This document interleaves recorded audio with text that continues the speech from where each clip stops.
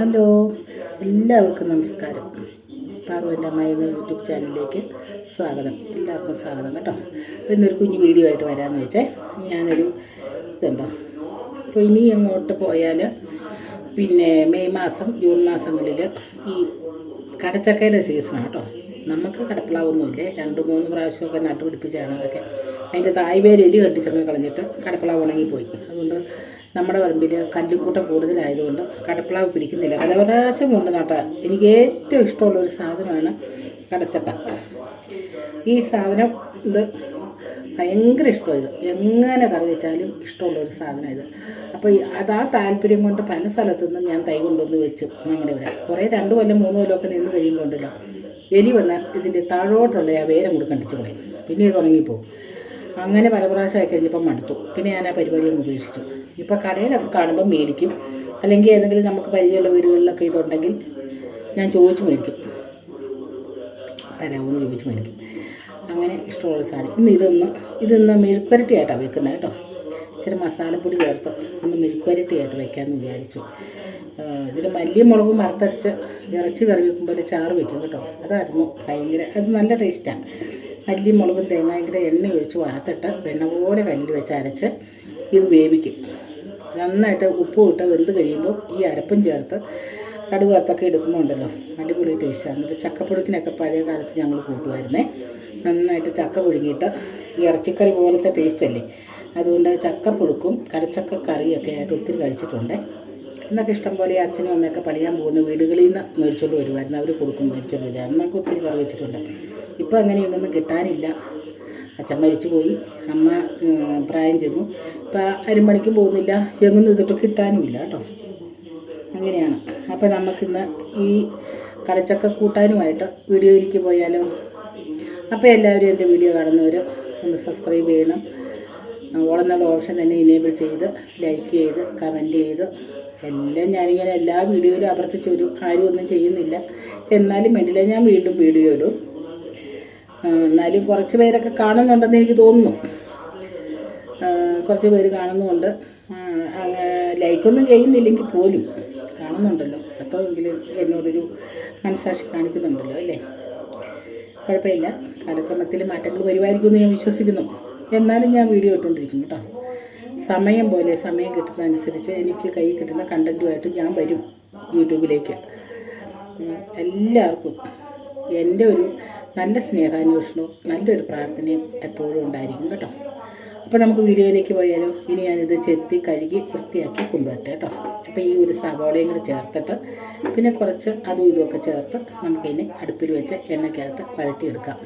ഇച്ചിരി മീറ്റ് മസാല ഇടുന്ന കേട്ടോ. ഗരം മസാലയൊക്കെ തീർന്നു പോയി, അതുകൊണ്ട് മീറ്റ് മസാല ഇട്ട് ഒരു തുള്ളി മഞ്ഞൾപ്പൊടി, മുളക് പൊടി, മല്ലിപ്പൊടി, പിന്നെ അല്പം മീറ്റ് മസാല ഇതൊക്കെ കൂടി ചേർത്ത് ഇതിനെ ഒന്ന് വഴറ്റിയെടുക്കാം എണ്ണയ്ക്കകത്ത്. അപ്പോൾ ശരി, നമുക്കത് ഒന്ന് വൃത്തിയാക്കിക്കൊണ്ട് പറ്റാം കേട്ടോ. എന്നിട്ട് കാണാവേ. അപ്പോൾ ഇതാണ് സംഭവം. അപ്പോൾ ഇത് റെഡിയാക്കിക്കൊണ്ട് പറ്റാം കേട്ടോ. അപ്പോൾ നമുക്ക് ചീനിച്ചട്ടി അടുപ്പ് വെച്ചു. നന്നായിട്ട് പഴുത്തു. വെളിച്ചെണ്ണ ഒഴിച്ചിട്ടുണ്ട്. വെളിച്ചെണ്ണ കിടപ്പുണ്ട് കേട്ടോ. എന്നിട്ട് കടുകൊക്കെ ഇട്ട് പൊട്ടിച്ചിട്ട് സവാളയും പച്ചമുളകും 2-3 പിന്നെ വെളുത്തുള്ളിയും കൂടി വഴറ്റിയെടുക്കണം. അത് കഴിഞ്ഞതേ ഈ കടച്ചക്കയും കൂടെ വഴറ്റണം. ഈ കടച്ചക്ക ഞാൻ ഉദ്ദേശിച്ച പോലെയല്ല കേട്ടോ, അത് തീരെ പിഞ്ചായിപ്പോയി, വെറും പിഞ്ച്.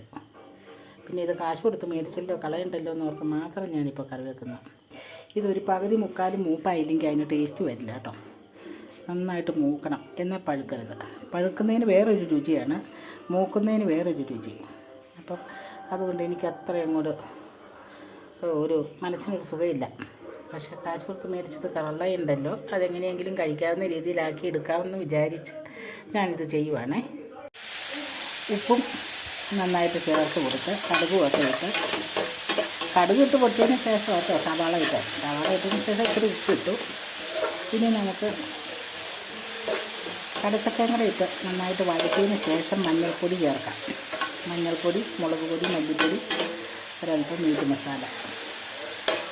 പിഞ്ചായതുകൊണ്ട് ഞാൻ തേങ്ങ ചേർത്ത് തോരൻ വെച്ചാലോ എന്ന് ആലോചിച്ചു. പിന്നെ ഇനി തേങ്ങ ചേരണ്ടാനൊക്കെ പോകണ്ടേ രാത്രിയില്ല, പിന്നെ അതൊരു മെനക്കേടാണ്. എന്നാൽ പിന്നെ ഇങ്ങനെ അങ്ങ് ആയിക്കോട്ടെ എന്ന് വെച്ചു. ഇനി ഇരിപ്പുണ്ടോ എന്നോടെ ഇരിപ്പുണ്ട് കേട്ടോ.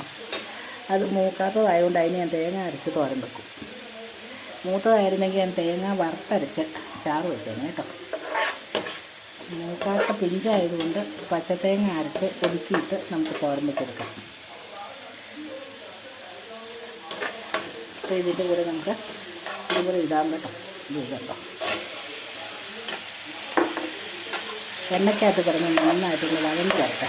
എന്നാലും അതിൻ്റെ മുളഞ്ഞീനൊക്കെ പോയി മുളഞ്ഞീൻ ചുവയൊക്കെ ഒന്ന് മാറി കിട്ടുള്ളൂ. എന്നിട്ട് മഞ്ഞൾപ്പൊടി മുളക് പൊടിയൊക്കെ ചേർക്കുന്നുള്ളൂ. അപ്പോൾ നന്നായിട്ടൊന്ന് വാടട്ടെ അത് കിടന്ന്. എല്ലാം കൂടി എണ്ണയിൽ കുറച്ച് നേരമായി കേട്ടോ കിടന്ന് വഴറ്റാൻ തുടങ്ങിയിട്ട്.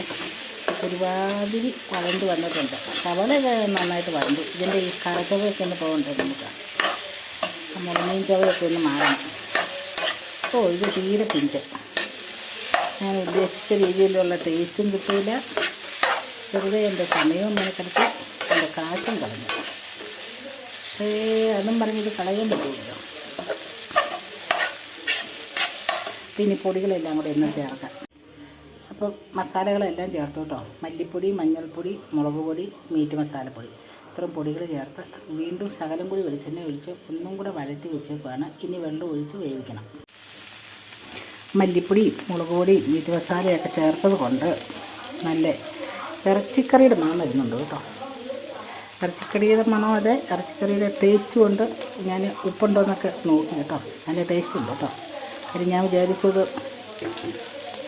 ചള്ളായി പോകുന്നു. ഒരു കുഴപ്പമില്ല. നല്ല മണമുണ്ട്, നല്ല രുചിയുണ്ട്.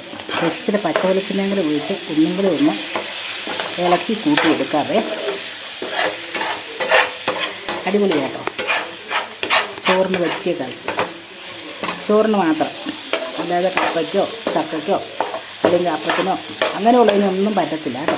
ഇത് ചോറ് നല്ല തൃപ്തിയോടെ ഉണ്ണാൻ വേണ്ടി പറ്റിയൊരു കറിയുണ്ട്. അപ്പോൾ ഇന്നത്തെ എൻ്റെ ഒരു കുഞ്ഞു വീഡിയോ ഇട്ടുള്ളൂ കേട്ടോ. നാളെയും വൈകിട്ട് ഇതുപോലെ എന്തെങ്കിലുമൊക്കെ ഒരു ചെറിയ കറികളൊക്കെ ആയിട്ട് വരാവേ. അല്ലെങ്കിൽ നാളെ ഇപ്പോൾ മെയ്ദിനമല്ലേ, അതുകൊണ്ട് നാളെ അവധി ആയതുകൊണ്ട് ഒരു ചെറിയൊരു പരിപാടി ഞങ്ങൾ ആസൂത്രണം ചെയ്യുന്നുണ്ട്. പോകുവാണെങ്കിൽ ഒരു വ്ളോഗുണ്ടായിരിക്കും. ഞാൻ ഇന്നാളൊരു വള്ളിയങ്കാവ് ക്ഷേത്രത്തിൽ പോയതും പട്ടമല മാതാവിൻ്റെ പള്ളിയിൽ പോയതൊക്കെ കൂടി ഒരു വീഡിയോ റെഡിയാക്കി അപ്ലോഡ് ചെയ്തു. പക്ഷേ അതിനകത്ത് പള്ളിയിലെ പ്രാർത്ഥനയുടെ സൗണ്ട് ഞാൻ കട്ട് ചെയ്തില്ല.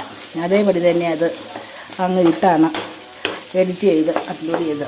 പക്ഷേ ഇപ്പം തന്നെ വീഡിയോ അവർ ക്യാൻസൽ ചെയ്തു.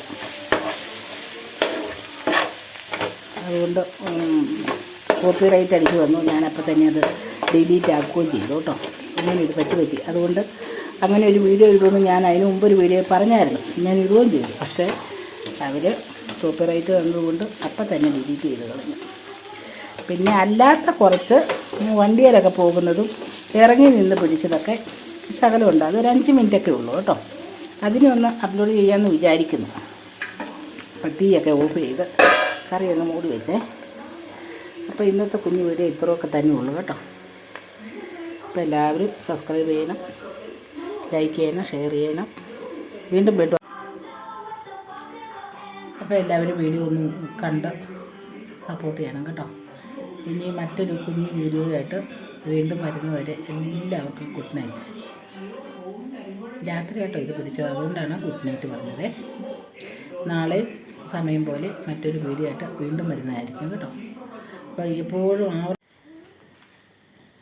പപ്പക്കുട്ടികൾ ഇനി അത്താഴം കുടിക്കാൻ വേണ്ടി നോക്കിയിരിക്കുവാണേ. അത്താഴം ഉണ്ണാനുള്ള ഇരിപ്പാണ്. അതുകൂടെ കഴിക്കാതെ ഇവിടെ നിന്ന് ഇറങ്ങി പോവുകയല്ല. പപ്പിക്കുട്ടികളെ പപ്പിക്കുട്ടികളെ പപ്പിക്കുട്ടികളെ പപ്പിക്കുട്ടികളെ ചോറൊക്കെ തരാം കേട്ടോ. ചോറുണ്ടിട്ട് ഇറങ്ങിപ്പോയാൽ മതി. അതുവരെ അവിടെ ഇരുന്നു. അതുവരെ അവിടെ ഇരിക്കാനുള്ള അനുവാദം തന്നിട്ട് അവിടെ ഇരിക്കാം. അവിടെ ഇങ്ങോട്ട് കയറി പോരരുത്. ആ അവിടെ ഇരുന്നോണം. ഓ ആ കേട്ടു. ഓ അങ്ങോട്ട് സന്തോഷം മൂത്ത് പോയോ? ഇറങ്ങി പുറത്തേക്ക് പോയാനേ. എന്നാടാ എന്നാ? രണ്ടുപേർക്കും ചോറ് തരാം കേട്ടോ. മീൻകറി കൂട്ടി ചോറ് തരാം. ഓ സഹിക്കാൻ പാടില്ല. കൂടുതൽ ഒച്ചപ്പാടെടുത്താൽ പുറത്തിറക്കിയാൽ മാതിരടയ്ക്കും.